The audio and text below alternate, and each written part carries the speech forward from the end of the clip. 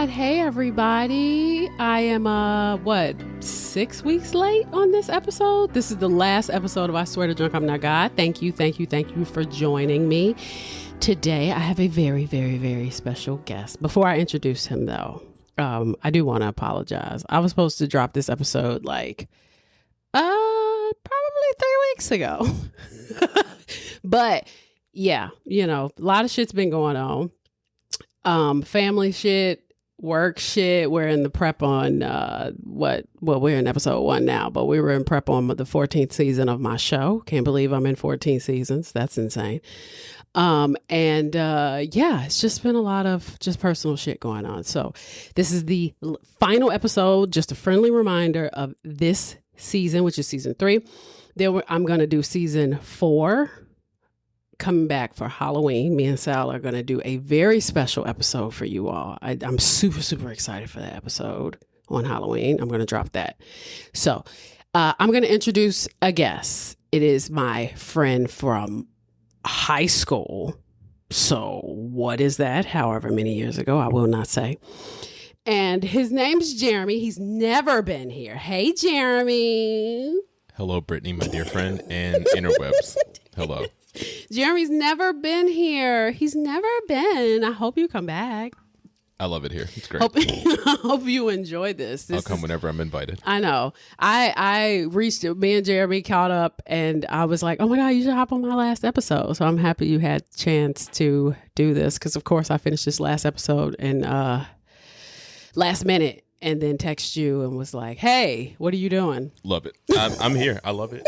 I'm glad to be here. I'm glad to feel these vibes. Yeah, for sure. And experience your audience. Thank you. And I'm sure they'll love you. This is going to be fun. Well, maybe. We'll see. Fun-ish. They'll be like, don't have him back, please. Mm-mm. Back to Sal. We love Sal, by the way. Yeah, Sal is beautiful. Sal. Shout out to Sal, Kira, Dustin. I usually have a few different guests just come on, and then it's me. Everybody loves everybody else but me. My solo episodes do not do well anymore. I don't know if that's true. It's okay. It's okay. I love it. I just love having guests because then I get somebody to kind of feed off of, so it works out. Fair enough. You don't know what this is about, which is a good thing. Most guests don't. So that makes me very anxious, but I'm here. I'm here. Not knowing makes me very anxious. Most guests don't know what it's about. That's how it works. I never tell people what I'm doing. Okay. So it's fine. But I first, before I even start, I'm going to tell you what the poison is. The poison on this episode is the tequila bee's knees, which is not what we're drinking, which I never drink that. Mm-hmm. I used to be very good. I'm telling Jeremy what I used to do. I used to be very good at making these cocktails. But now I haul ass to get these episodes done. My audience pretty much understands. They know. But production takes time. They get it. Exactly. So I try to just make sure that I have a cocktail for them in the show notes. For sure. And so it's basically 2 ounces of Reposado Tequila, 1 dash of Mezcal, 1 ounce of lemon juice, 1 ounce of honey syrup, and 1 dash of Angostura Bitters. Okay, that sounds good. Yeah. You rinse your rocks glass with Mezcal. You shake the ingredients except the Mezcal and the bitters in a cocktail shaker with ice. And then you strain in a chilled glass. And then you dash your bitters over fresh ice, and you have yourself a tequila bee's knees. Haven't tried it, want to try it? Because I found me a new tequila that is crazy smooth. It's on my bar. It's so good. Because I'm not a tequila What drinker. is it? Or can we promote that? No. Okay. But well, we'll talk about that offset. I can't. I mean, I could, but I don't. Yeah, but they're not paying us, so that's nope, okay. Sure not. But when I get to that point, I will. But I will say that, yeah, I found me a new tequila I am absolutely obsessed with. It's so delicious. And I'll show it to you when we're done, though. Okay, sounds so good. Now, what we're going to talk about? Excuse me. We're going to talk about the Idaho Four. You heard about them? No, it sounds ominous, though. Ooh. But I guess with the theme of the podcast, I guess it would be. I love the fact that we're talking about this. One, and me and Jeremy were just talking about the fact that this case takes place during the college years of these people, because me and Jeremy had really cool times during college years, which I think this isn't a cool time for these people. Don't get me wrong. Oh, okay. I mean, it is and it isn't. But at the same time, like, I think the banter, like, we could have a conversation as well just about how, like, dope it was. That's fucked up. It's fucked up for them, but it was a great time for us. That's so terrible. And I'm assuming it ends in a murder, though. Terrible. It's a murder. Yeah. Yeah. Okay. Now, I look forward to the pleasant part. yeah, it's also extremely recent. Oh, yeah, wow. Okay. It's very recent. I very rarely do recent cases. Yeah, that's why I'm surprised. Very rarely. But this was very interesting. So we're going to talk about this. The brutal murders of 4 University of Idaho students in 2022. Oh, wow. Super recent. Recent as fuck. And this seems very random. I know, y'all. I know. Because my last case, I did Leopold and Loeb, and that took place during the 1920s. So people probably like, wait a minute now. We just went 100 years forward. This is just, me and my mom talked about this, and I was like, I got to do it. Now, it's pretty interesting. The suspect was actually convicted this year. So it's complete. Okay. Which is another reason why I'm doing it. That's good. And I'm also saying it's complete, but there are so many now conspiracy theories and like so many other parts of this that you just got to do your own research, which is another reason why I'm a little late, because they keep releasing more information on this shit. And I'm like, this is why I don't do recent cases. I love you, audience, but they get it when they get it. Y'all, yeah, exactly. You all work it out. Brittany her flowers. Like, I don't know if you talk about how much work you put into these episodes and how thoughtful you are about it, but I would just, as her friend, like to give her flowers, because thank you. She works really hard to like accumulate this information and give you guys a good show. So when it comes late, it is for a reason, and I'm sure you feel it when you hear the episodes. Thank you so much, because there's a lot of caring that goes into it. Thank you. Yeah, because I be struggling, especially when you're trying to work. You're like, fuck, and you don't want to be 100% wrong. You know, it's just so much. You're like, oh my god, there's so much information here. So yeah, and I can imagine, especially with something so recent and active. Yes. So. Yeah. And so I will say my first season, me and Kira did an episode on the Bradley sisters that was very similar to this. So this is going to be more like that. It's more of a conversation because it's so fresh. There isn't a lot of information on everybody the way it would be a 100-year-old case that has been like researched to death. Right. So this is going to be more of a conversation. I'm going to give you the details. I'm going to start from the beginning, and then you could just, interrupt me. Whatever. Don't give me that green light. You know? I've ADHD, no, anytime probably, you're confused or you're like, wait, what? Just let me know. Fair enough. And I'll stop. But I've talked about this with my mom ad nauseum, and I'll try to answer your questions to the best of my ability. But this is going to be more of a conversation. Gotcha. Bradley Sisters is actually an episode I did with me and Kira. It was a Chicago-based episode. Shout out to Kira. It was, love Kira. And it ended up being one of my most popular episodes. People really like that vibe because we were just like shooting the shit about... It was what I called a hybrid episode because it was like I researched it and I talked about a documentary that had come out at the same time. So I'm going to start from the beginning. You can sip. Sip time. I'm drinking the usual cranberry vodka because that's all the ingredients I got. Well, that's all the ingredients I felt like making. My bar is stocked. I mean, it works. I like it. And I don't really like cranberry juice. My doctor was like, bitch, you need to stop drinking. I was like, yeah, I know. Shut the fuck up. All right. All right, let's start from the beginning. So first, we're going to set the scene, okay? This case takes place in Moscow, in Idaho. I almost said India. What the fuck? I'm tipsy a little. I'm working on it. Yeah.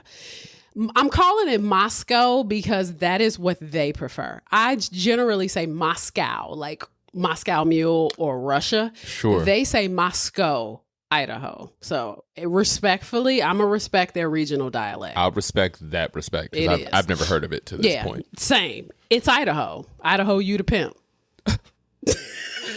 I don't know why I turned away to laugh. That was funny. You're like, I feel like I'm exposed. Yeah, a little bit. There's no camera, but I feel very seen. Okay, so it's pretty, but it's pretty much a university town. Like that's pretty much all that's there. Isn't that everywhere in Idaho? Yeah. I'm kidding. Much. Kidding, Idaho. Shout out to all the fans in Idaho. Sorry.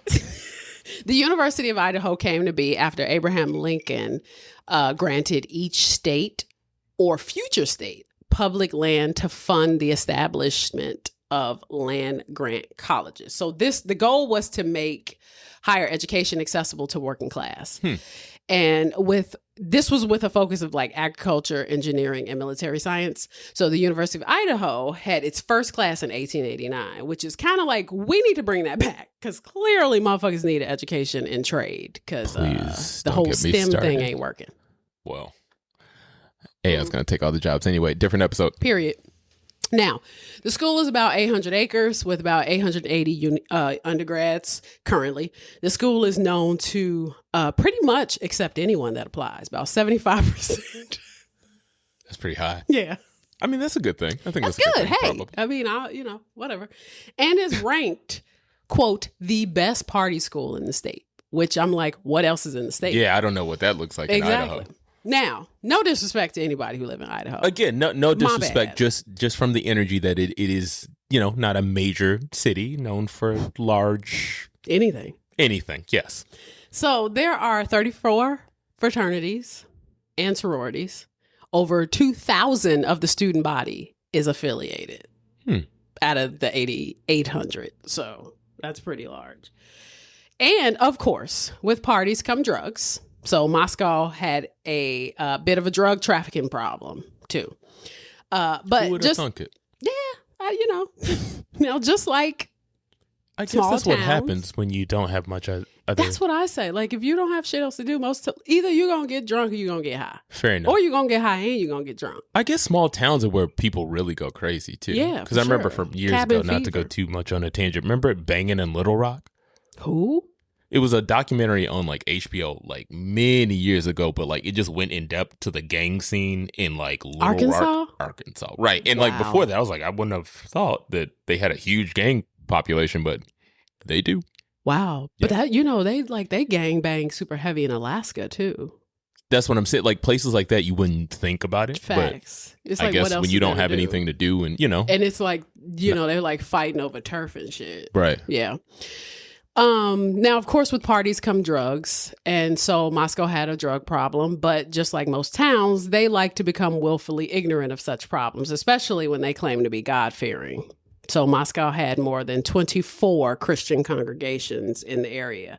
Now, mind you, the population is less than 30,000 people. I'm not gonna keep chiming in about Idaho and be like, they're so small. Shit. Like, yeah. Now, how many people do we have in the city of Chicago? Do we even need to go there? No, I guess not. Yeah. I guess I don't know why you think. Like, I would think that you have that ready to go. Probably 30,000 people in this neighborhood, in this building. Now, by spring 2022, students preparing for the fall term were looking for their housing. And an off-campus house on 1122 King Road became available for $2,095 a month. It was a 6-bedroom, 2-bathroom, 3-story house. Wow. Okay. Big windows, balcony, deck, large kitchen, washer and dryer, plenty of street parking. Okay. It was 10 minutes from campus, close to all of the fraternities and sororities going zones. So it's a good move. Legit. Now, that summer, 6 young women would sign a lease to the property. There was Ashlyn Couch, Bethany Funke. I call her Funke because of Arrested Development, but people call her Bethany Funk. Her last name has an E, so I call her Bethany Funke, which I think is how you pronounce it. Okay. Dylan Mortensen, Madison Mogan, Kaylee Gonsalves, and Xana Kernodle. These are all very interesting names. I mean that respectfully, but very interesting. Great names. There's something in my eye. I'm sorry. I think it's a lash.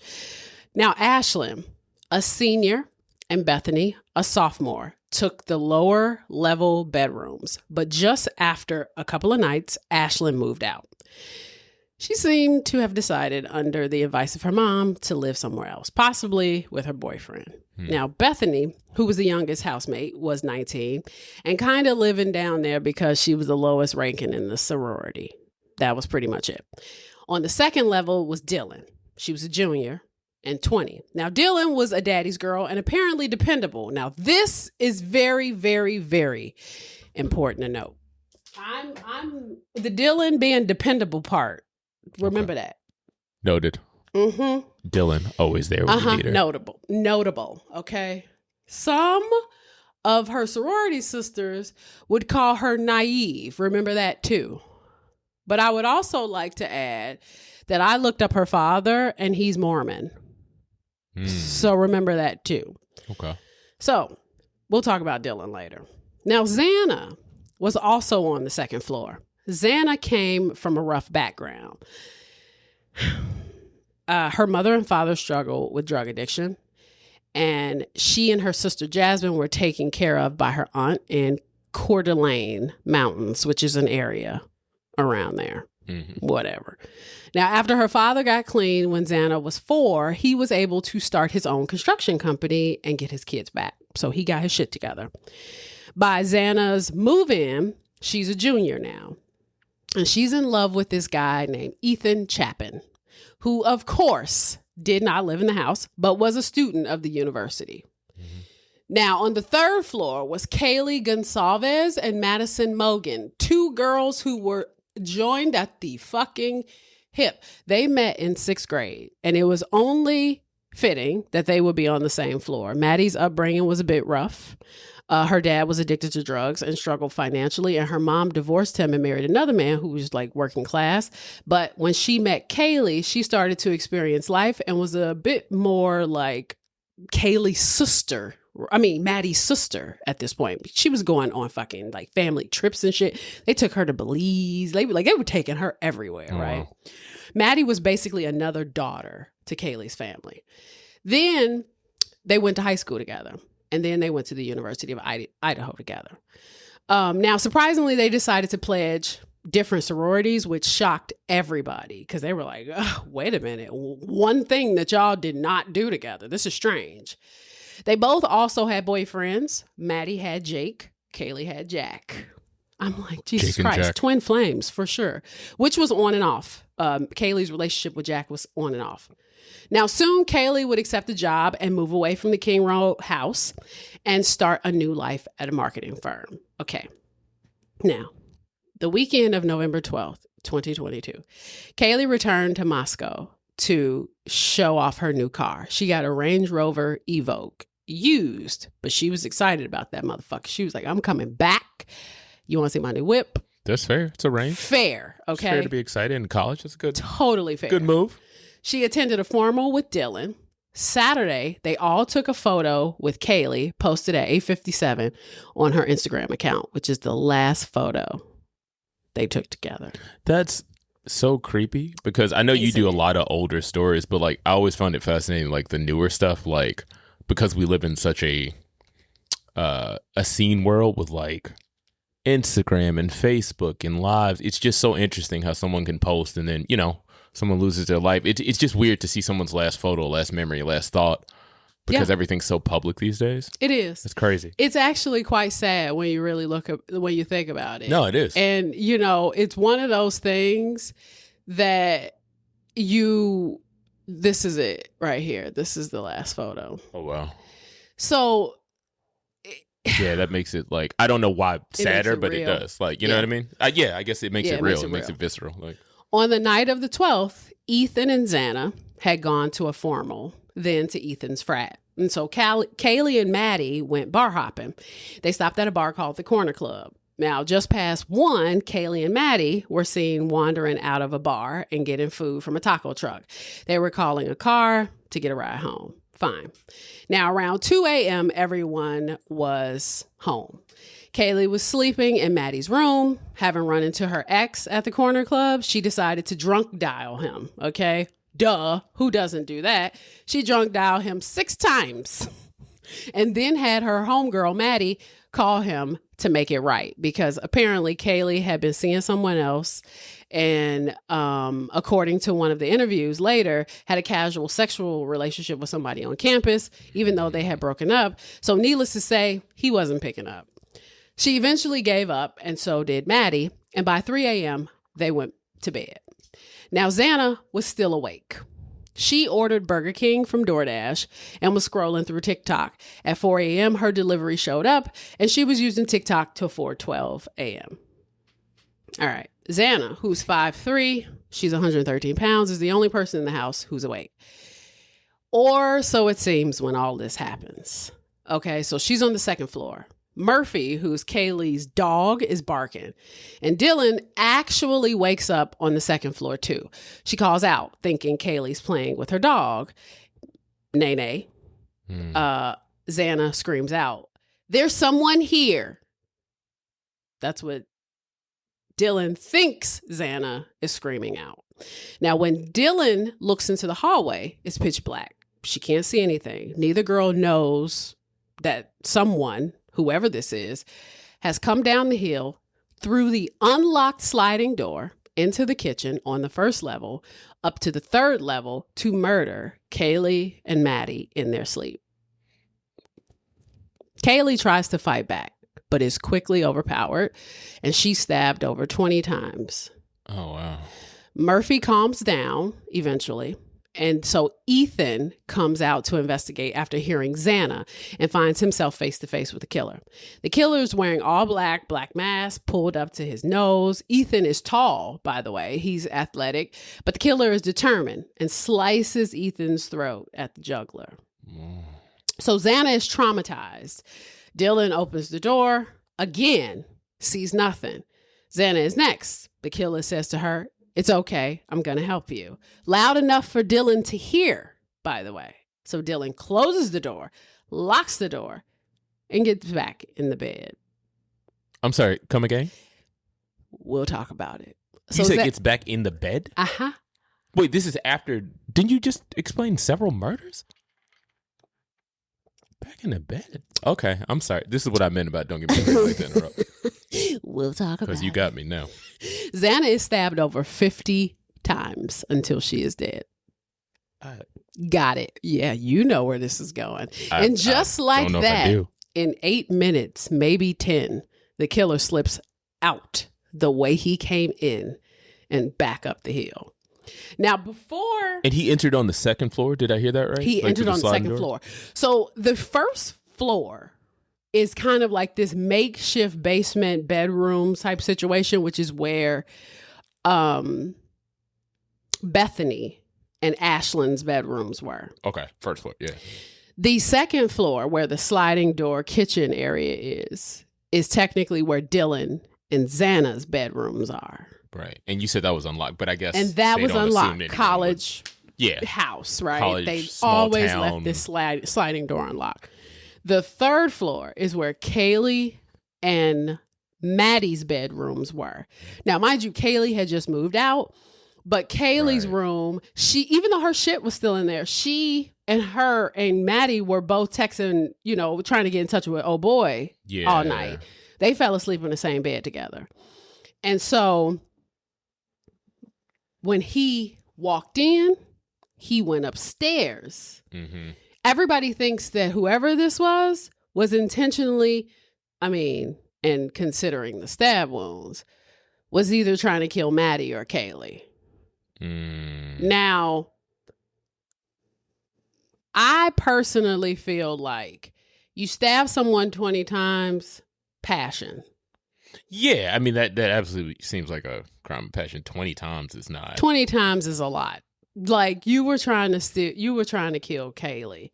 But I've also seen where people were saying that he was intentionally trying to kill Maddie, and he got mad that Kaylee was there because he also stabbed Xana 50 times. Yeah, that's you see what I'm saying? Like that's just count out to 50. You know what I mean? Like that's a lot. That's a lot. So it could have been the aggression of fuck, why do I have to kill so many people?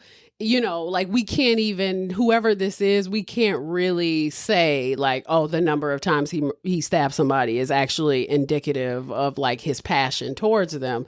Because it could have very well meant that he was like, fuck, where did you come from? And he just stabbed her for no reason. Who knows? I know this is the point, but like he's also just clearly unhinged. I don't know if we can figure it out at all. He's definitely unhinged. Also, to get upset that you have to kill more people than planned, it's like, I don't even know how to dive into that one. Oh, yeah, that's insane.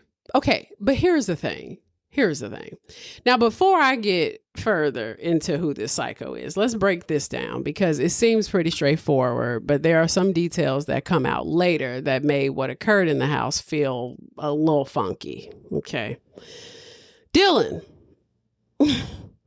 Dylan.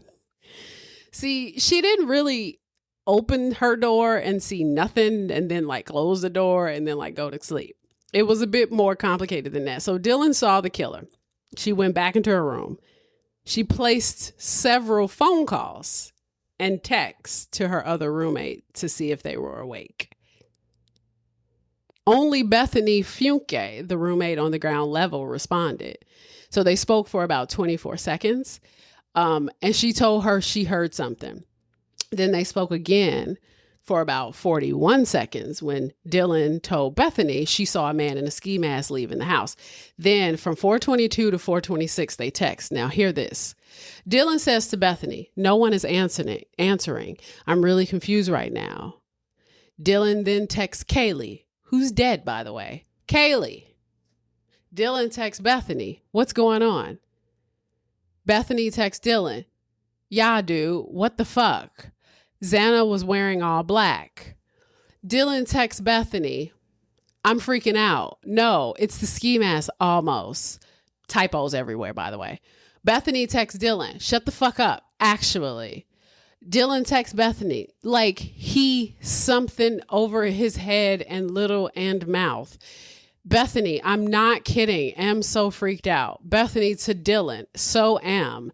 Dylan to Bethany, my phone is going to die. Fuck. Bethany to Dylan, come to my room. Bethany to Dylan, run. Bethany to Dylan, down here. Dylan to Bethany, I'm screwed though. Bethany to Dylan, yeah, I know, but it's better than being alone. Wait for it.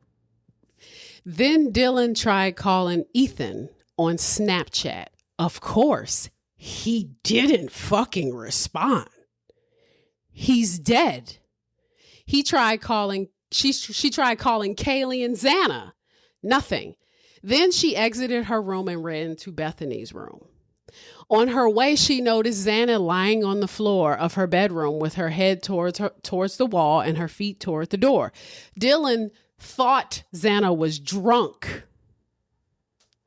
But this is after the text exchange?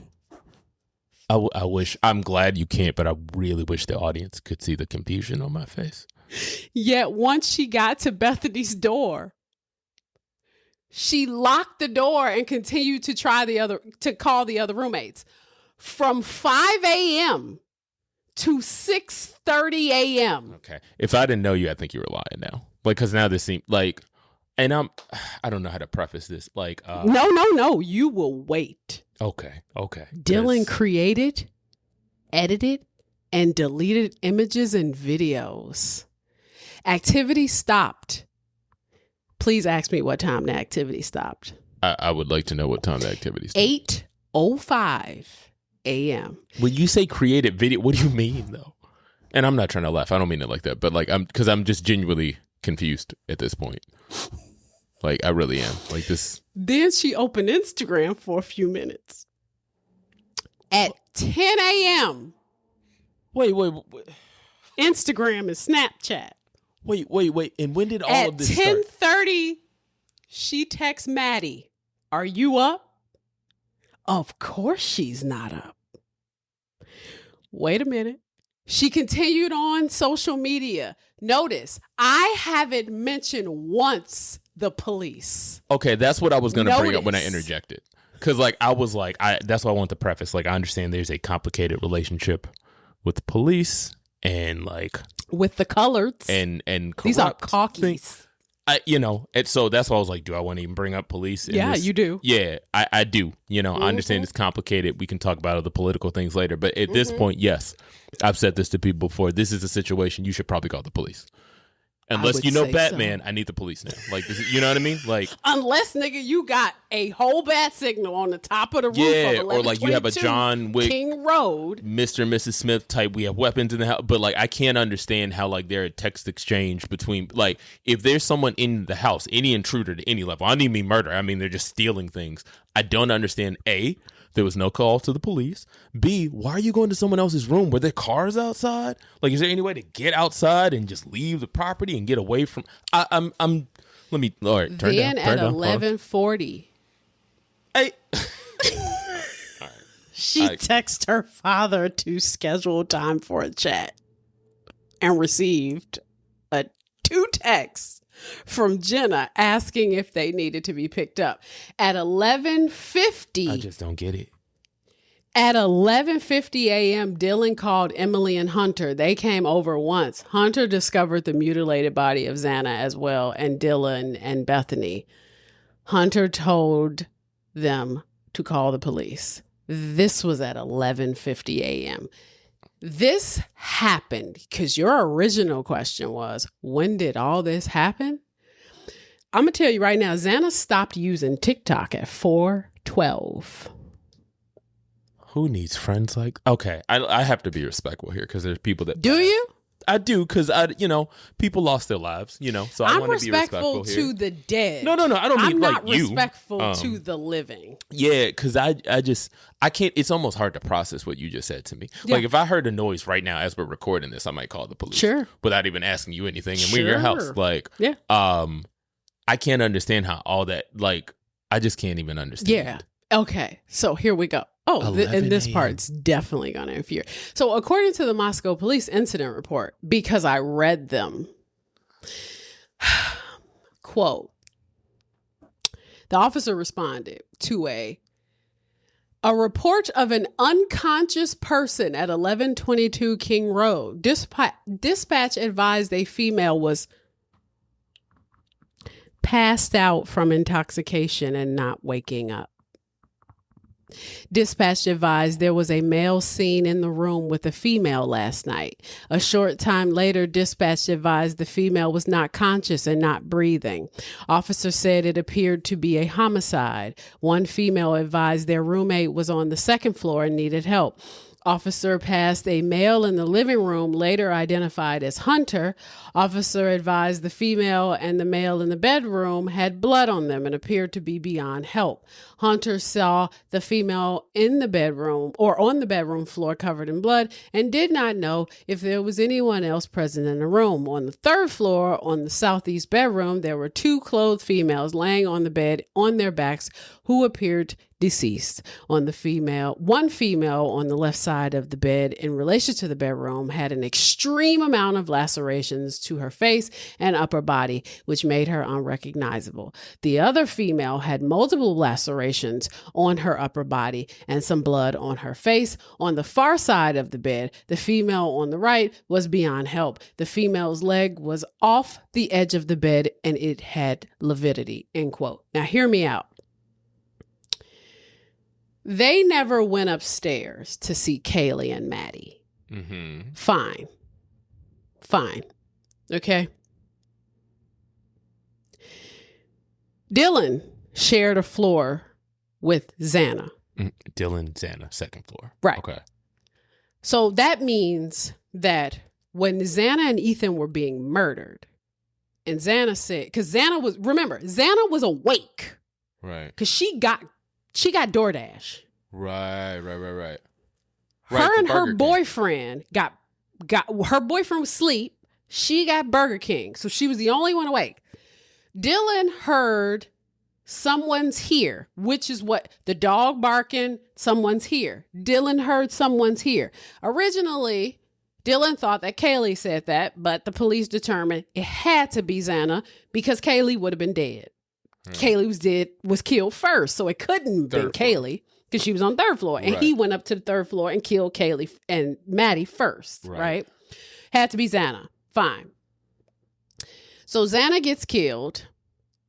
So if your bedroom is on the same floor as Xana, and you saw a strange man in a mask, all black, and you're afraid enough to walk out of your bedroom, keep closing the door, open the door, closing the door. According to you, this is what you keep doing. Open the door, close the door, open the door, close the door. Who again? So I'm just Dylan. Okay. Right? Okay. You so scared that you keep opening the door, closing the door, opening the door, closing the door because you terrified. To the point where you lock the door, get in your bed, put the covers over your head, scared. Right. Which also, No, I can't even write like that. It gives the implication of there is a problem here. Yes. Right? I would say so. Huge. Yeah. Okay. I don't when you invite someone to a party and I don't know them. Like, no, yeah, that's a problem. Someone snuck in the house with a mask. Like, nigga got a mask in the house. It's a problem. So then, that's crazy. Okay. You text your home, so you get back in your room, you lock your door. You texting your homegirl that's on the first level who has no idea what's going on. Right.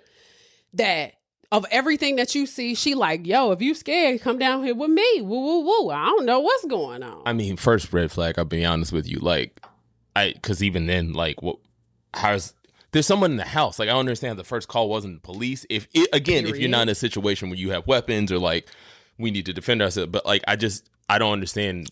Hey, if you're scared, this is not like a thunderstorm. Like, hey, come down here. And we're going to get to Bethany's sociopathy in a minute because I got a problem with how calm she is. Because, like, low key, she must have Jeremy, if you are on the first level, and this is, you know what? Let's make this personal. Yeah. Back in the day when you used to live on the north side, and I used to come to your house all the time. Yeah. Or let's even take it to Taylor. Yeah. Because we had a garden department. Yeah. You had a garden unit, but you also had shared with your homeboys. Right. And if there came a point where I was there, because I used to stay in your room. Yeah. And I was there and something was going on with Charles or Anthony or woo, and I opened let's say I had to go to the bathroom and I noticed that something was going on in Charles's room and I feel like I'm in danger. Right. Like true danger. Not like, oh, what is that? Like, you're past the point of confusion. And I lock your door. And I wake you up and I'm like, Jeremy, yo, something's going on. Yeah. Yeah. Something's happening. And you say, fuck.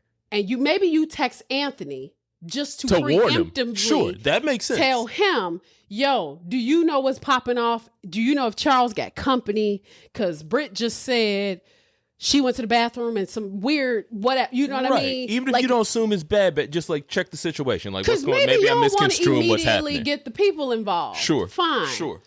And then you're like, and then Anthony's like, I have no idea. I'm asleep. You may even tell Anthony, lock your door because I'm about to call the people because Brittany just said some weird shit. Something's wrong. Something a little off here. I'd rather be safe than sorry at this point. Period. Yeah. But if if you are like how I look, waking up the next morning, seeing Charles murdered. Yeah. Like it's almost hard to process. It's like, and I guess we get into it. Like, were there not screams? Could they not hear a struggle? Do you know what I mean? Like, well, the thing is, and this is the way what I've gathered from this report. So like, now the Kaylee and Maddie murder was quick because they were asleep. Right. The dog is what kind of created the most noise. Right. And I guess you could dismiss that as dogs barking at, God knows what. Yes. And even she said later, Dylan said later that she thought that she was playing with her dog. Right. She was like, I thought she was playing with the dog. Which can make sense, yeah. And so, but then the Xana, someone's here scream. That's where I get lost, where it's like, I don't know where the confusion comes in. Where's the confusion? Because you wouldn't say that about another roommate. You wouldn't say that about, I think, a roommate's boyfriend. Like, you wouldn't, I don't think you would say it like that. The indication is that someone who is uninvited is in this and should house. not be here. Right. So then the fact that you go into your room, you remove yourself from the room, and then you not call the police. Because I guess maybe shock, baby? But then, like, your homegirl downstairs didn't call the police either. Right. After you have said, let's go back to these text messages. Right, the text. No one is answering. Okay. That was the first. Dylan texts Bethany. 4:22 to 4:26. This is 4:30 in the morning. Dylan texts Bethany. She says no one is answering. So that means no one's answering, girl. But guess what? You still locked in your room. Something's telling you that you can't go out there. Right. If you were drunk, if you thought that they were drunk, why you scared? Right. Because if your friends are passed up upstairs or drunk, you go in, check on it, whatever. Like, you check on them just being drunk. Like, y'all cool? Like, that whole... Because if Charles or Anthony were drunk, kick a nigga. Something. What? Oh, he drunk. Right. You good? You need some more? Like, yeah, just to make I'm going to tell you what don't look drunk. 50 stab wounds. Right. That don't look drunk. Right. You talking about arterial spray. You talking about her boyfriend was stabbed in the jugular. You talking about a throat slit. You telling me I don't care how dark it was, my guy.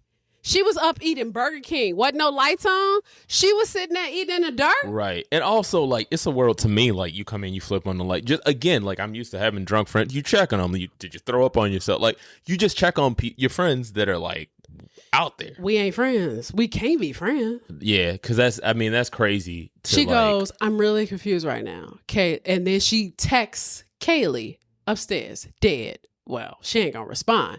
Right. She texts Bethany again. Beth, what's going on? Bethany's like, yeah, dude, what the fuck? Bethany is removed. Yeah. Right? Xana wearing all black. Xana was wearing all black. Now, she doesn't put a punctuation, but I'm assuming Bethany is asking because Bethany is confused because how would Bethany know what Xana's wearing? She's on the lower level, right? DM and Dylan to Bethany goes, I'm freaking out. Why are you freaking out if they drunk? Right. Dylan goes, no, it's like a ski mask almost. Why you worried about a ski mask if they drunk? Right. And why is someone wearing a ski mask? Like, it's just... Bethany to Dylan, shut the fuck up. Bethany to Dylan again, actually. I don't know if that's a question because these kids don't use punctuation. Dylan to Bethany says like he had something over his head, like and mouth. And How is this not cause for concern by this point? Because you're right. Like we kind of hit it where it's like, all right, you don't want to assume the worst. Immediately call the police. It's just like they were upstairs making noise, but man in ski mask. But worst case scenario, once you incorporate stranger and ski mask, that equals police. Period. And it like not to be like, I don't know how I would phrase this, but like you're a group of women. Like there's a strange man in the house. Like it feels warranted to like maybe make the call. And if Ethan was the only man, and you. Unless he was Batman, that doesn't matter. Like Dylan tried calling Ethan on Snapchat and he didn't respond, and Ethan's in the house.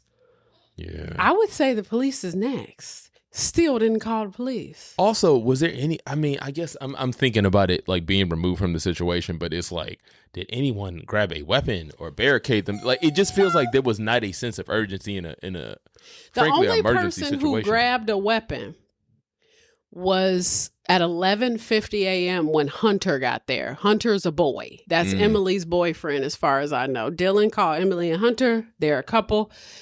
So Dylan then... that's essentially the next day. Next day, but Dylan invites another party to the house instead of the police. Crazy. Also, we're not friends if you call me over at that point. Why are you inviting me to... Why are you traumatizing me? Right. So Hunter... who's a boy. So they called them to check out the situation type of thing? Yeah. Okay. That seems not smart. Hunter discovers Xana and Ethan, his friends. Yeah. Dead. That's horrific, man. He has the knife and tells them to leave and call the police. That was at 11:58. That span of time is like, that's almost the hardest part to process all this. Like 8 hours. That's crazy. Like 8 hours. Now, the bigger question is, now, mind you, now that we know the wounds, but at the time, you didn't know how badly they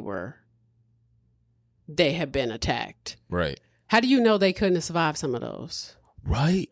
Because by that point, even if they were alive, you're right. They could have bled out. Like, and then at this point, like, is it not a call warranty? Because all these texts, I just don't understand. It just seems like a crazy like. And we don't talk about these texts because these texts were not immediately available.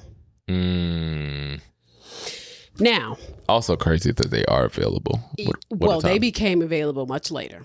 So the officers, upon arrival, did not notice that the sliding door was still open. They were or did notice that the sliding door was still open, and there were footprints in the snow that were coming from the back door on the back porch. But because the landscape led to rock, they couldn't see where the snow prints were going.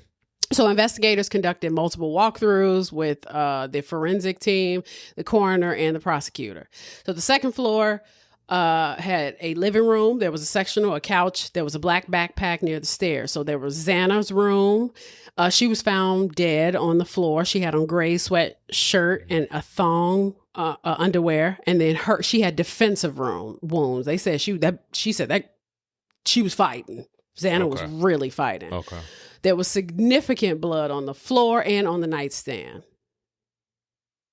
Significant, suggesting a struggle. Where's drunk? Yeah. Ethan was found deceased on the bed with visible deep cuts to his legs and heavy blood and spatter around the head and neck. Now, what's interesting about that is my mom originally heard that he had been asleep as well. I read that Ethan got up and tried to help. There are conflicting stories with, based on like what they thought happened in the beginning and what they think happened later. It's kind of hard to tell. Yeah. The third floor was Kaylee, who we know was asleep, or Kaylee's room, which was made up. Her bed was still there and undisturbed. But then Madison's room, which is where both of them were found. They were in the same bed. They were lying on their backs, and they both had stab wounds. In the home, the officers collected a total of 56 items, and there was a tan leather knife sheath.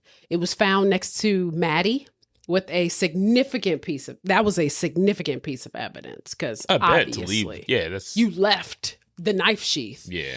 There was a small black bag too that they also found. They also found a glove nearby. And they took blood samples. They found a rolled up $2 bill on one of the desks and a blue powder. Well, you said blue powder? Yeah. So there were a few reports that came in from people that knew the victims that stated that Xana and Ethan specifically liked to party. And by party, I mean dabble in cocaine and take a little Adderall with their alcohol. This was something that was consistent when the police would ask if the house was a party house or a drug house, and if there were drugs being sold out of the house or being used in the house, which is a valid question. This was, now, before I even did this episode, I was originally going to do an episode on Epstein. And I was like, I'm exhausted. You may want to call me back with that one. I watched all the documentaries on Netflix. I'm going to call you for that one because I was so exhausted with Epstein. It's a really exhausting story. I had no idea how deep that went, by the way. I know that's a different episode, but I had no idea. Because I'd only heard snippets of the news stories. Obviously, this, Did you see the video recently where they think he escaped?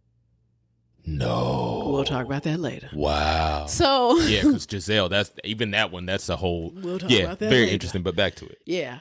But I was originally going to do Epstein. But when my mom was talking about this, I was like, Epstein's just got too many moving parts. That story is ever developing. And so, it really but is. What me and my mom were talking about when we were doing this one was, I said, I think there's drugs involved. I said, because the only reason why I could think of why that girl did not call the police is because they were cleaning up. I mean, I was thinking about it being a little suspect because it's like there's a certain level of like you have to factor in like, yes, people are in shock. You were not prepared for a crazy situation like this to happen. But there's a certain lax energy where it's like it almost feels like you're implicating them. Like it's just like something's wrong. You seem involved to some extent because I don't know who would be that chill and all that chaos is happening in your house. Yeah, I think to a certain extent, because this is what I was explaining to my mom, and this was before I had the Moscow police dropped all these records too. I said, I think this is giving. I'm afraid to call the police because I don't know that this isn't our drug dealer robbing us, or I don't know that this isn't some sort of like drug deal gone wrong. Like, you know more about your friends more than everybody else does, and you don't want anybody to get in trouble. So what you do is you call everybody first to see what the situation was. And this girl is too naive to know how to truly handle the moment. Right. She started calling her people to see if they can help her kind of clean shit up. She knew she couldn't clean up the crime scene, but what she started to do was clean up shit to make maybe her, Bethany, and a couple of the other people look, and maybe around the rest of the house. Yeah. Look a little cleaner. Before it got too because bad. obviously going to turn everything upside down. Absolutely. Absolutely. And I felt like this was a valid question too, because apparently there is this is a drug town. I mean, this is a college too. Right. This was, when you watch the documentary, they do talk about how the sliding door was left open a lot, how there have been times, this is a party house as well. Yeah. How there have been times where they have had parties in this house and the people who occupy this house weren't even there.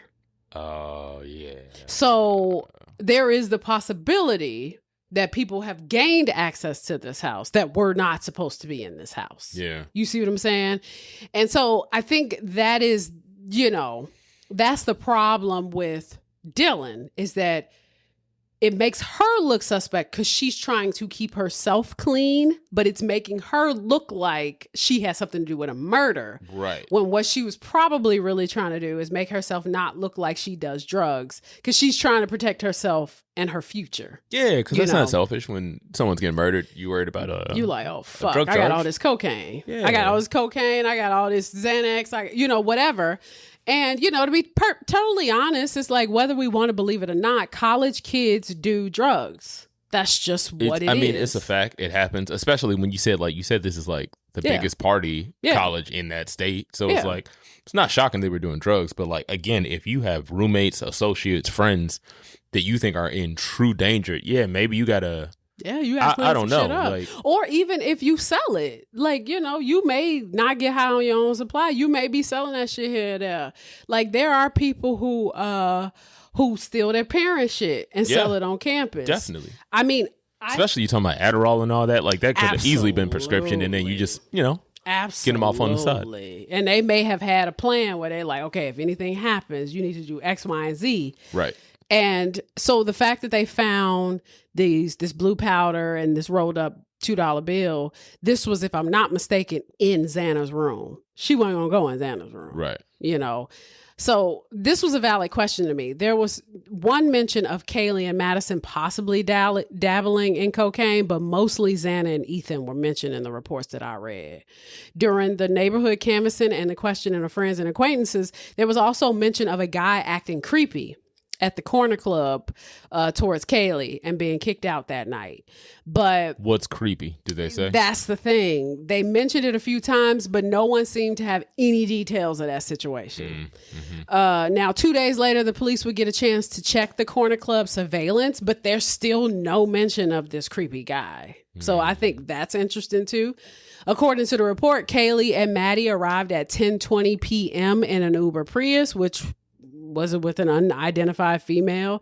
They mostly stayed near the front of the bar. They were mingling.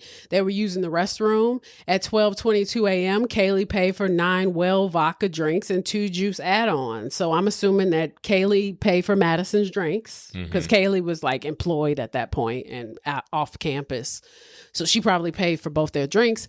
Jack Showalter, who was someone they knew on campus, spoke with Kaylee around 1 a.m.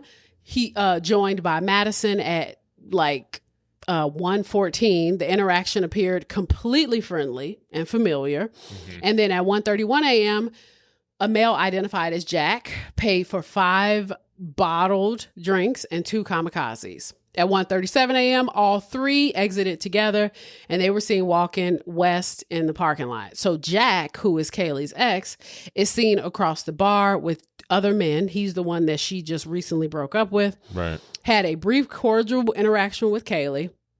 Left at 1:51 a.m. with 2 other people. But there was a Twitch stream that picked up Kaylee and Madison at a food truck. Again, it's crazy. Like even the way you can document some of it, it's like we really live in a surveillance state. I don't want to sound like but it's crazy how you can timestamp all of this. I just deleted my Instagram account because I heard that they dropping locations now and like direct locations. Oh yeah, I heard about that too. Like, I need to turn mine off. I haven't looked into it. But yeah, they were placing a taco order. Wow. One of the interviews stated that 2 guys were acting weird. One guy allegedly nudged the other one, saying, "Those are the girls. Got them. Go get them," or some shit like that. Now the problem with they have that on stream.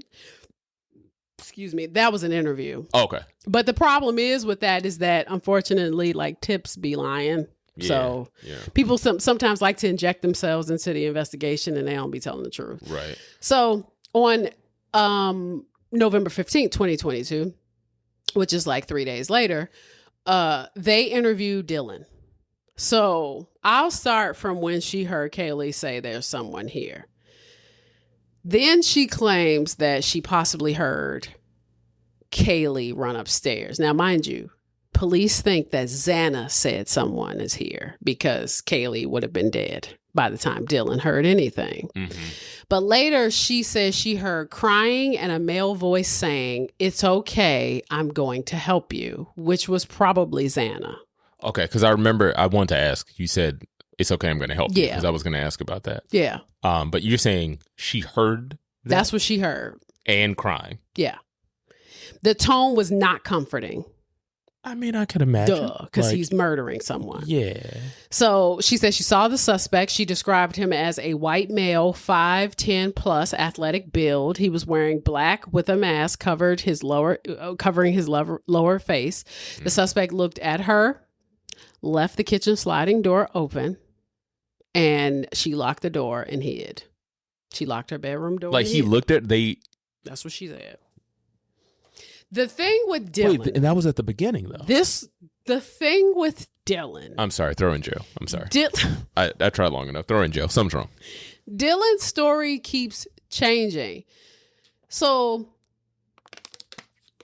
the killer looked at you and you want me to think you're not involved. She didn't see anything at one point, and then she claimed that her friends were like, well, she was super drunk and she was kind of like drunk. She was drunk. She claims she was drunk. Here's the thing.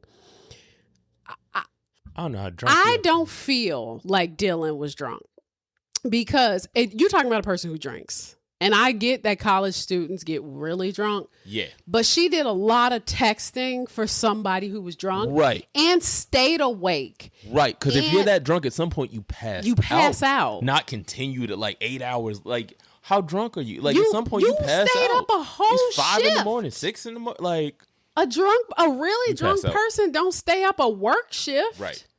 Like, you stayed up a whole work deleting images and wow. And what images are you editing and deleting? Right. There is a girl that I follow on TikTok, and I try so hard. My mom sent it to me, and I try so hard not to watch her videos because she was putting me in she had me spiraling because she does not like this Dylan girl. She don't trust her, and she broke her records the fuck down. And she's like, this bitch is lying. I mean, from the small bit of information I have, it sounds an anonymous Snapchat that went out of what looked to be somebody. It was a white girl and a male in ski mask. The girl had on a pink ski mask and the dude had on a black one. Now, whether or not Dylan, and it was the night of the murders, whether or not... From whose account did this come from? It was anonymous, apparently. Oh, okay. Now, mind you, I'm not on Snapchat. I don't know how it works. But I will say that what she's implying is that, one, there were other people in the house. They're not telling the truth about that. This was a party house. And this was like a big football night and a big going out night for everybody. Right. Sorority fraternity night. 2, she doesn't think, and that's why they were so adamant about cleaning up and you know what I mean? 2, this anonymous Snapchat, she thinks that Dylan knows a little bit more about what happened and why it led to that than she's being honest about.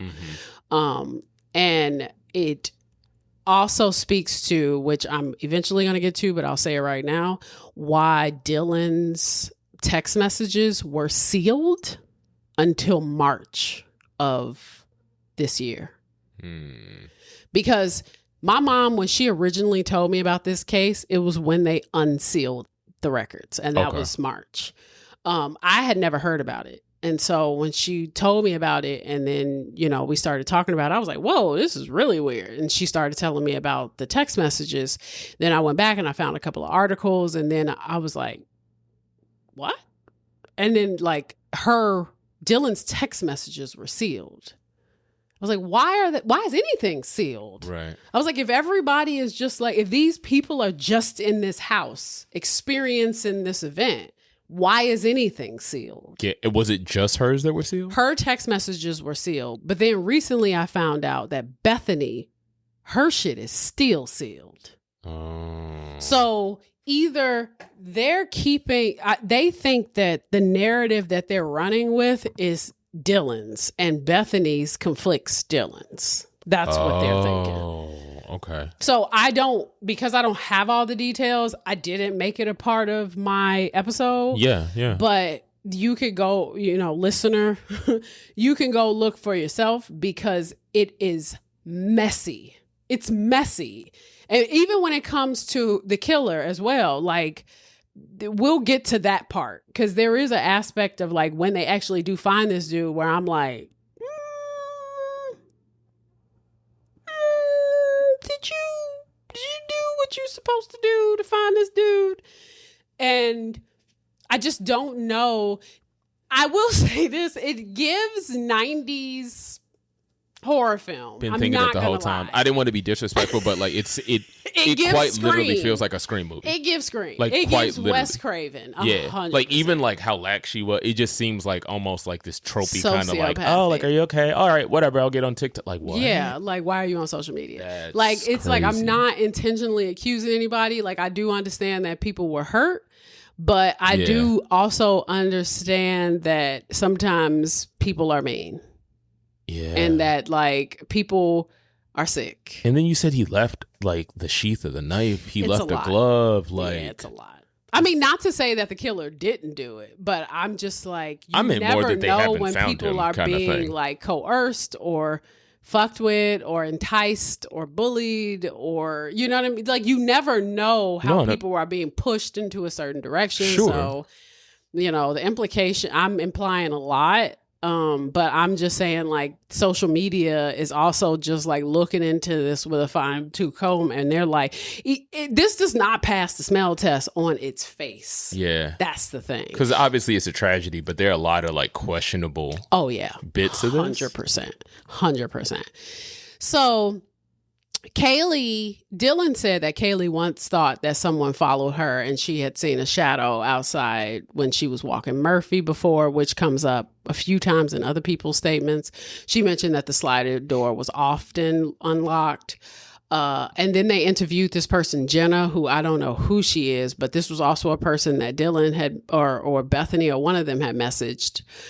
Bethany actually called her saying, I saw something, and asked her to come over. I'm like, why are you calling other students and not the police? Or just someone that is, I don't know. I don't like, what is happening? At a bare minimum, strapped. You know what I'm saying? Like, why are you're not even calling? I mean, they're off campus, but damn, you could at least call like university security or something. I mean, Idaho has police, right? Yeah. Now, Jenna confirmed that the girls had previously joked about a stalker. Kaylee once saw a dark figure watching her from the tree line. Jenna mentioned that there were sorority tensions, but that was included like Kaylee and Maddie. She also said that the front door was faulty because it was like a code thing, and that sometimes it could be open without a code, and that the back slider was never really locked, which I'm like, white people do that shit. They do. And I was thinking about the college town, so I guess that's somewhat normal, but we're from big city Chicago. I mean, I'm not gonna hold you. They do that in this building. What? Leave their doors unlocked. It like their apartment doors? Mm-hmm. That's crazy. Mm-hmm. I grew up. I learned that not too long ago. I was like, that's wild. But for what? Because they think they safe. But it has a lock on it. Yeah, that's insane. What's the? Okay, that's a different. I don't really understand. I also think it's insane too because like you have insurance, like State Farm, right?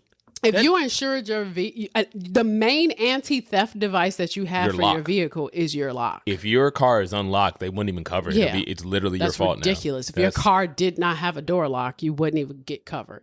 Yeah. Now, when Bethany was interviewed, she said that she attended a party with Ethan Chapin and Xana Kernodle, and she didn't see Ethan or Xana again that night and left the party to go to a friend's house. She returned to 1122 King Road about at 1:45 at 2 a.m., watched a movie with roommates, and hung out in Kaylee's room with Maddie and Kaylee until about 2:30 between 3 o'clock. Or 2:30 between 3 a.m. By 3 a.m., Kaylee and Maddie took the dog Murphy outside. It was cold, so Bethany didn't stay outside long, and then Maddie went to bed afterward and watched a show to fall asleep. So around 4:20, Bethany heard what sounded like a firework and saw a spark under her door, which I cannot figure out what that was about.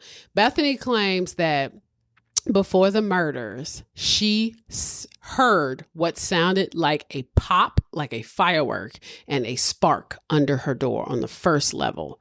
And then she heard Murphy barking. And then shortly afterward, that's when Dylan called her saying that she had seen someone in the house.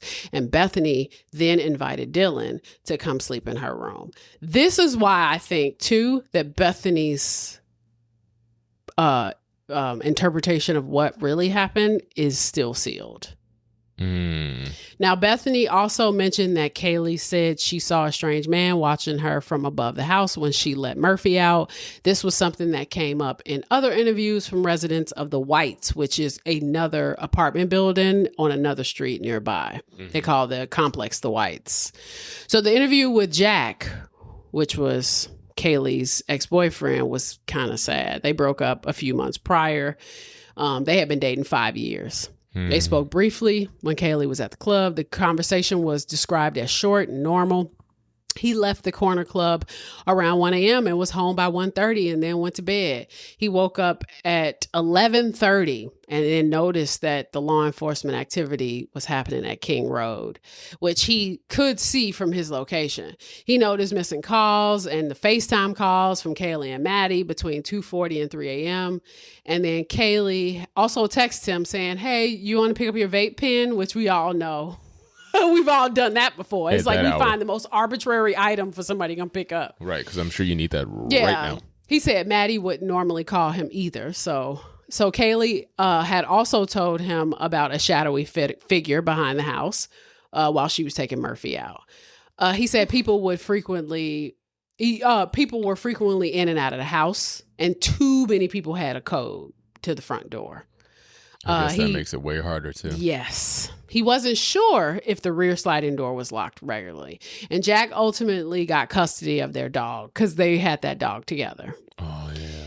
Now, the university canceled classes and the police tried to notify the families, which they did. And the investigators, including the Moscow police, the Idaho State Police, and the FBI. So the autopsy was performed. Everybody was fatally stabbed with sharp force injuries. Ethan was stabbed in the clavicle, artery vein, jugular vein. Xana, lacerations of the right lung. She had 2 lacerations of the heart, 50 stab wounds. Madison, left lung, liver. Kaylee, she was stabbed in the left lung and liver, and she had a severed artery and vein in the subclavicle and 2 subdural bleeds in the brain because that was blunt force, 20 stab wounds and trauma. So he did more damage to Kaylee. It was a lot. It was a lot of force on Kaylee. Yeah, this sounds like a crime of passion. This is, I mean, I don't know how random this could be, but like you said, could it be about drugs or like, I mean, but that's crazy to come in. We kind of have an idea what his issue was though. So who would kill these kids? Investigators had no suspects, no weapon, and no clear motive, but they locked in on the car. So there was a neighbor who had like a Ring camera. And so they locked in on a white Hyundai Elantra that was seen near the crime multiple times. Because right after and during the delivery, they noticed another vehicle that kept coming and going in the area. And it was the same car. It was almost like that car was like hesitant. Like it was like, I want to come. And then they kept leaving and then coming and then leaving. And then finally it came. And it was circling the area. And then finally it stopped. And then it sped off at 4:20, which would have been after. And the car was registered to someone named Bryan Kohberger. His cell phone, once they started tracking this person, went dark the window of the murders. And it was obvious. It was almost insulting. But prior to that and after that, it was pinging all over Moscow, including the house, almost like he was stalking them. And yeah, it had been in the area a dozen fucking times, before that attack. But this is like the part that really got him, because the leather sheath was found next to the victim. On the snap, there was a single source of DNA. They used investigative genetic genealogy to track Kohberger's family. It's kind of fucked up how they did this, and I'm going to explain. So there was a direct buccal swab after his arrest. And statistically, they found out it was him. But here's the problem. So they ended up doing what's called a Frank's hearing, which is used to determine if it's false or misleading information was used to obtain a search warrant. And so they first came up, Kohberger's name first came up on December 19th, 2022. And it was via a tip, right, from the FBI. Mm-hmm. And they were like, okay, cool. But prior to this, Kohberger was not on the radar, like in any capacity. And the FBI used this genetic information through this laboratory and built the family tree to identify possible suspects. So I'm going to explain. The FBI did not confirm Kohberger's DNA was on the sheath technically. Instead, they said his name was a lead and that it was to be independently verified. And after the name came up, the police reviewed DMV records, the National Crime Information Center, and the credit search databases. They did a trash pull in Pennsylvania, where his parents lived, to collect DNA from Kohberger's family to compare to the sheath DNA. Wow. And just before the takedown, the feds had Kohberger on the watch because they had already they were like, whatever, he's a fucking weirdo. We'll just see if his DNA matches and we'll pull the trash. Mm-hmm. They caught him slipping because while they were watching him, they noticed that he was wearing surgical gloves and he was dumping his trash in his neighbor's trash. Now, law enforcement began writing affidavits and expanding the search for the vehicle models, of course. And that was after the genetics tip. And so the DNA from the knife found on the scene was compared in CODIS and then used in the investigation. So the FBI did not confirm the DNA was Kohberger. They simply said he was a potential match in the family tree. And then the department was like, just treat it as a tip. So it's kind of not appropriate when you really think about it. There was an unknown male DNA found also on the handrail and on the glove that was found on the property. But the police didn't pursue that because they didn't want to remove the sheath DNA from the chain of evidence. So they were like, we ain't even going to test that. Wait, so... They manipulated the evidence and they violated privacy laws. By going to the parents' house? By going to the parents' house? I mean, they manipulated because they found unknown male DNA and didn't test it. That's the part I don't get. Yeah.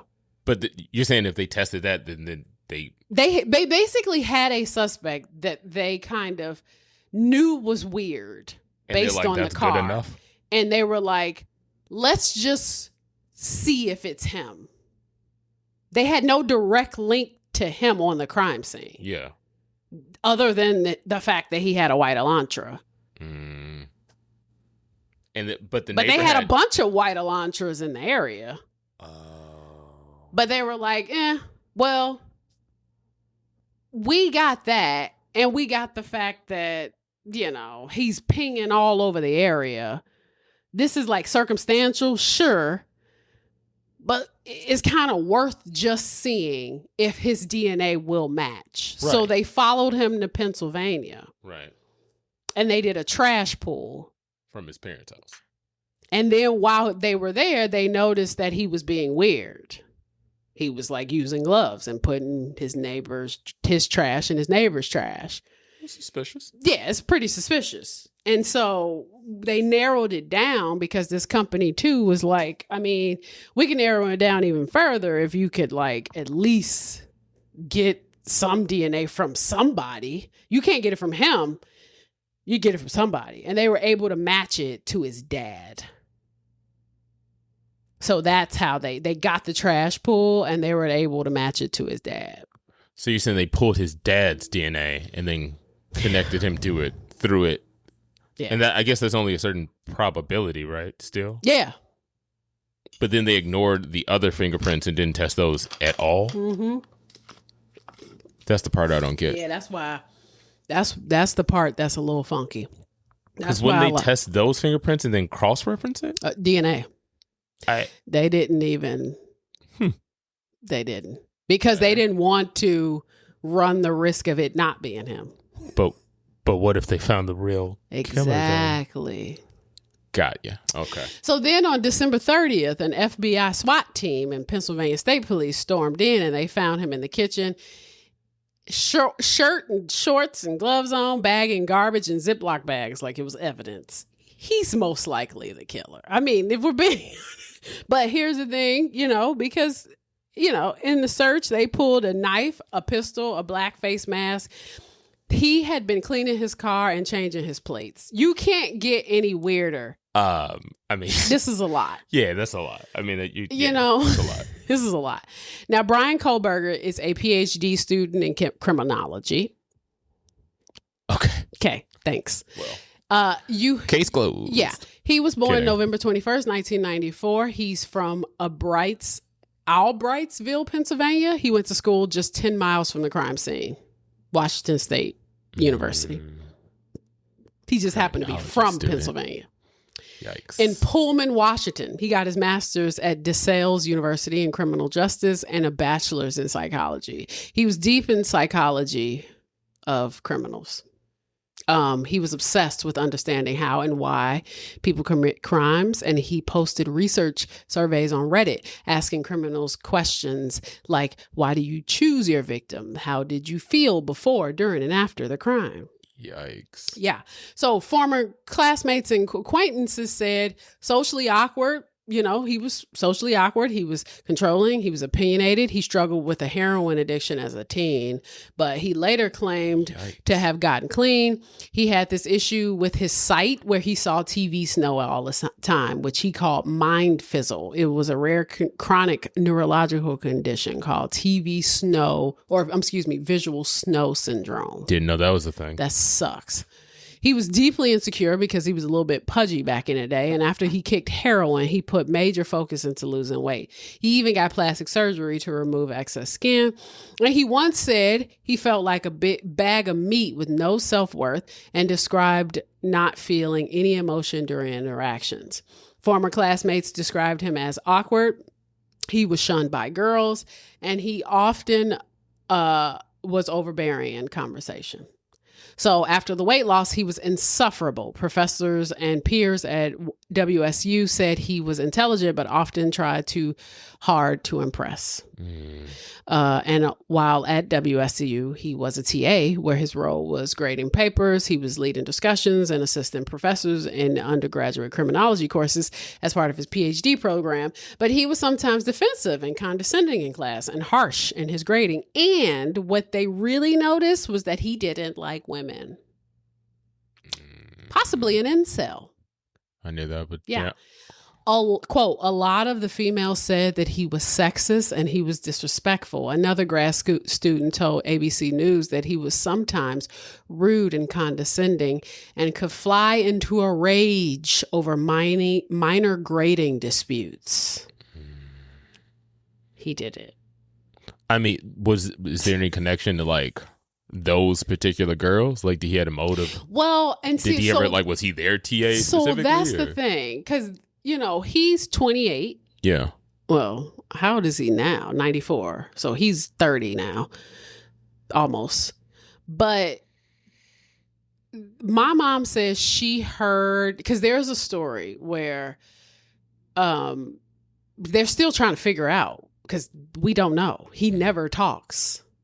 So there's a story where Bryan goes to a pool party and he has this like very awkward interaction with a DJ, and like this woman is married, but she ends up kind of like signaling to her husband and like, save me because this dude's weird.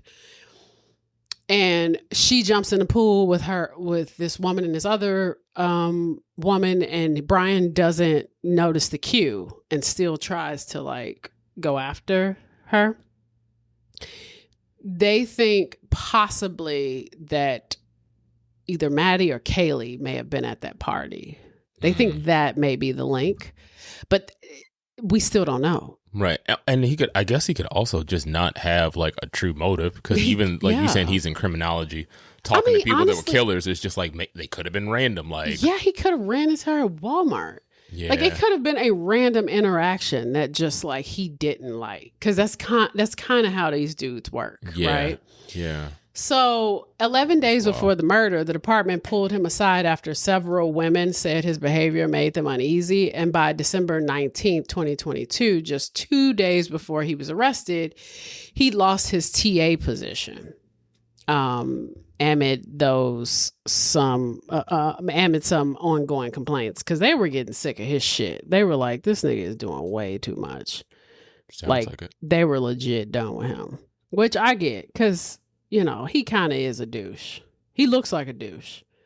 And we all know the vibes when people lose weight, when they have been bullied, or, when they didn't feel like their best selves. And then all of a sudden, they start to feel like something. Yeah. That bravado. It turns into a different thing. So, where am I? Oh, so Your then... So Bryan was arrested. He was charged with 4 counts of first-degree murder and 1 felony count of burglary. He was appointed a public defendant or defender and detained in Monroe County Correctional Facility in Stroudsburg, Pennsylvania. I wasn't just trying to laugh. I just had a random thought. You ever see that TikTok with the SVU theme and someone put lyrics to it? Like, you talk about the Law and Order? They're taking you to yes. jail. Like, that's what popped in my head when you were reading that. So I'm sorry for that. Taking you to jail. Yeah. They're taking you to... Yeah, I saw that the other day and I literally almost cried. I was like, I need to save this for Susan. Yeah. Because she needs to see this, because this is wonderful.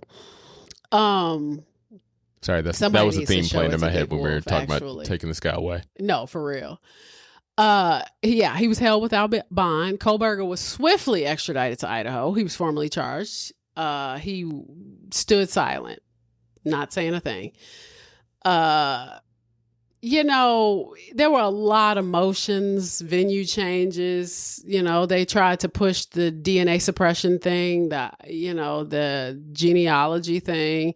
By March 6, 2025 is when the court had, released Dylan's texts, which infuriated me. That's where we finally got the play-by-play on those texts. Yeah. And then in a move that nobody saw coming, he pled guilty on June 30th, 2025 to avoid the death penalty. On July 23rd, 2025, the court sealed his fate with 4 consecutive life sentences without parole, plus 10 years for burglary. You know, the burglary charge, why did he get burglary? It's just the idea of breaking in general. Yeah, maybe. Because I'm like, breaking and entering? Yeah. Oh, yeah. He also got $250,000 in fines and $20,000 in restitution, which I'm like, yeah, well, he'll never pay that. I'll be honest, that doesn't seem like that much. Seriously. Like, I know $250,000 is a lot, but not for like several murders. 50. What's that per body? Not enough. Yeah, not enough. Literally not enough. Punctuated by a very insane victim statement by Kaylee's sister, which I'm going to play. Hold on. I won't offer you tears. I won't offer you trembling. Disappointments like you thrive on pain, on fear, and on the illusion of power. And I won't feed your beast. Instead, I will call you what you are. Sociopath, psychopath, murderer. I will ask the questions that reverberate violently in my own head, so loudly that I can't think straight most any day. Some of these might be familiar, so sit up straight when I talk to you. How was your life right before you murdered my sisters? Did you prepare for the crime before leaving your apartment? Please detail what you were thinking and feeling at this time. Why did you choose my sisters? Before making your move, did you approach my sisters? Detail what you were thinking and feeling. Before leaving their home, is there anything else you did? How does it feel to know the only thing you failed more miserably at than being a murderer is trying to be a rapper? Did you recently start shaving or manually pulling out your eyebrows? Why November 13th? Did you truly think your Amazon purchase was untraceable because you used a gift card? How do you find it enjoyable to stargaze with such a severe case of visual snow? Where is the murder weapon, the clothes you wore that night? What did you bring into the house with you? What was the second weapon you used on Kaylee? What were Kaylee's last words? Please describe in detail the level of anxiety you must have felt when you heard the Bearcat pull up to your family home on December 30th, 2022. Which do you regret more? Returning to the crime scene 5 hours later, or never, ever going back to Moscow, not even once, after stalking them there for months? If you were really smart, do you think you'd be here right now? What's it like needing this much attention just to feel real? You're terrified of being ordinary, aren't you? Do you feel anything at all? Or are you exactly what you always feared? Nothing. If you're so powerful, then why are you still hiding, defendant? You see, I'm here today as me. But who are you? Let's try to take off your mask and see.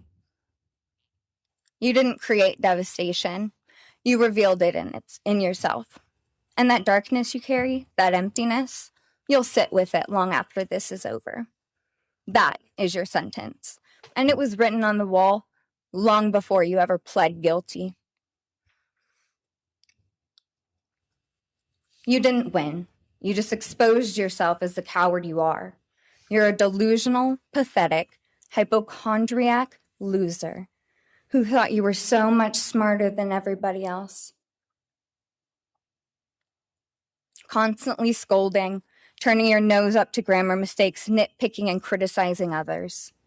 You wanted so badly to be different, to be special, to be better, to be deep, to be mysterious. You found yourself thinking you were better than everyone else, and you thought you could figure out the human psyche and see through it, all while tweaked out on heroin. Lurking in the shadows made you feel powerful because no one ever paid you any attention in the light. You thought you were exceptional, all because of a grade on a paper. You thought you were elite because your online IQ test from 2010 told you so. All of that effort just to seem important. It's desperate. There is a name for your condition, though. Your inflated ego just didn't allow you to see it. Wannabe. You act like no one could ever understand your mind, but the truth is you're basic. You're a textbook case of insecurity disguised as control. Your patterns are predictable. Your motives are shallow. You are not profound. You're pathetic. You aren't special or deep, not mysterious or exceptional. Don't ever get it twisted again. No one is scared of you today. No one is intimidated by you. No one is impressed by you. No one thinks that you are important. You orchestrated this like you thought you were God. Now look at you, begging a courtroom for scraps. You spent months preparing, and still all it took was my sister in a sheath. You work so hard to seem dangerous, but real control doesn't have to prove itself. The truth is, the scariest part about you is how painfully average you turned out to be. The truth is, you're as dumb as they come. Stupid, clumsy, slow, sloppy, weak, dirty. Let me be very clear.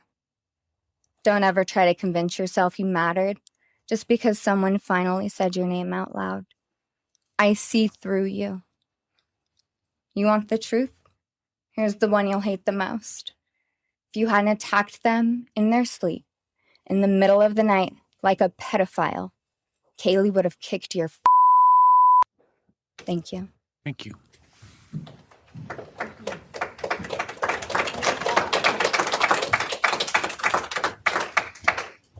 Seems like a movie. Like that seemed like, yeah. Wow. She went in. I mean, like when I first heard it, it's much longer too. Like when she said at the end, when she's like, Kaylee would have kicked your fucking ass. I was like, oh shit. Okay. Yeah. I mean, it's hard to tell too when you're dealing with somebody like Kohberger who really doesn't care either way. You know, like me and my mom have two totally different opinions of Kohberger. Like I happen to be of the opinion that he doesn't care either way. Like what do you mean? Like his reaction to, like, because my mom was like, his statement probably, or her statement probably really infuriates him because he does not like women talking to him that way. I would think so. Like if he's really that type of incel right.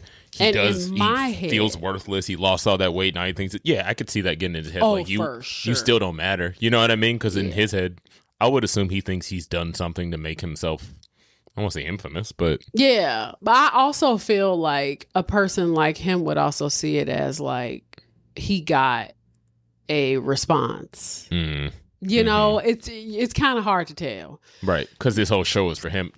When I say show, I mean to him. I mean, literally. He feels like it's all for him. Right. And so I think that's the thing. It's like, the reaction, we love Kaylee's sister's reaction. Mm-hmm. That's great for us. But I don't think he's going to care about that either way. Because to him, his ultimate satisfaction is that he did what he did and he got the response and he's got the performance. Yeah. And ultimately he's in jail.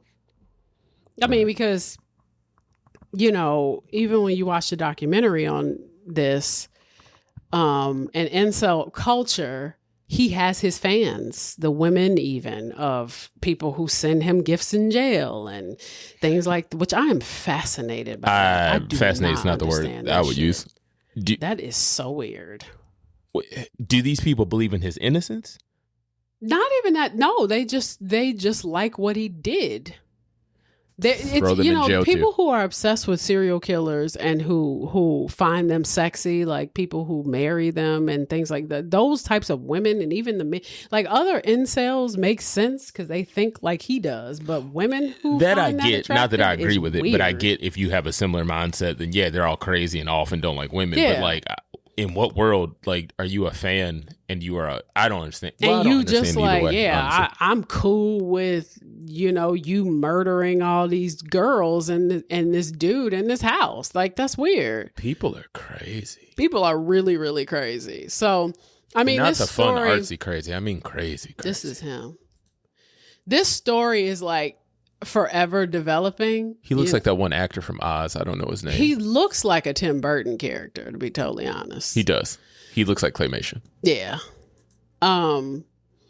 This story is like crazy. Continuously developing, and as they like release stuff, I highly suggest, if you're interested in it, that you just find your favorite content creator or follow it yourself. But it is hard to not fall into TikTok holes on this, because the way some people are willing to fall into the case files, I'm like, I don't have time, but two, what people are willing, like how they're comparing like Dylan's statements specifically and Bethany, like she said that she was here at 1 and she was there at 2, and I'm like, girl, what? I find it fascinating. Like, I don't have the time or energy either, but I always find it fascinating, like when people like social media, specifically TikTok, go in there like, no, we did some research. This is not adding up. No. Which is crazy. Sometimes those people seem to find more details than the actual cops. Police. Absolutely. Absolutely. I mean, especially like one girl, she did notice, she was like, she was like, I don't think it's weird to say that something's off about Dylan and Bethany. I mean, yeah. I feel bad saying it, but it feels off. Yeah, something is off. That part is just true. And we can all say that, yes, we feel very terrible about those girls, right? Like, we feel terrible about the victims. I feel terrible about Dylan and Bethany as well, because they lost their friends. Yeah. But at the same time, somebody's lying. And I think two things could exist in the same space. Right. Because you said Dylan and Bethany have two different statements. Yeah. And I understand there's different accounts, but they shouldn't be that far off if it's, you know what I mean? The truth, it's like, I would think. I'm a human being. I know very much so that, like, if all my friends were murdered in the house that I'm in, that I would not have gone to bed. Right. And ain't no way I would have just been up for 8 hours scrolling through social media. And even attacked, images. not even murder. Like somebody got in a fight. That's just not something you're like, I'll check on you in the morning. Yeah, like, what? and then you just trying to contact them on social media and Snapchatting and sending Instagrams. What you doing? Like, what? And why are you even attempting that right now? So anyway, this is the last episode. Hope you all enjoyed it. That's Luna, not Jeremy. Yeah, that's for clarity. They probably can't even hear her. Then never mind. But yeah, you all should definitely look into it. So this is the last episode of this season, and and I'll be back for Halloween.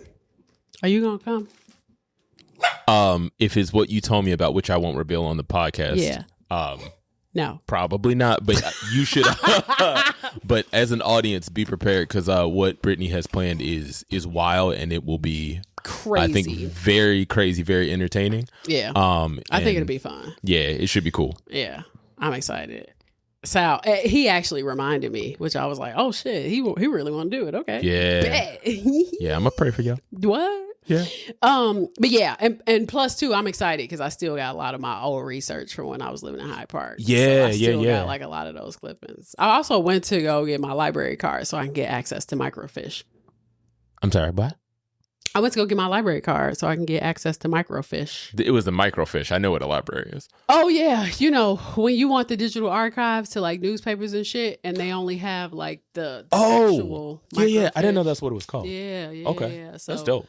Yeah, sure plus I needed it for my script too. But I was like, oh, if I need it for the podcast, like I will definitely have access to it, because not everything is online. Sure.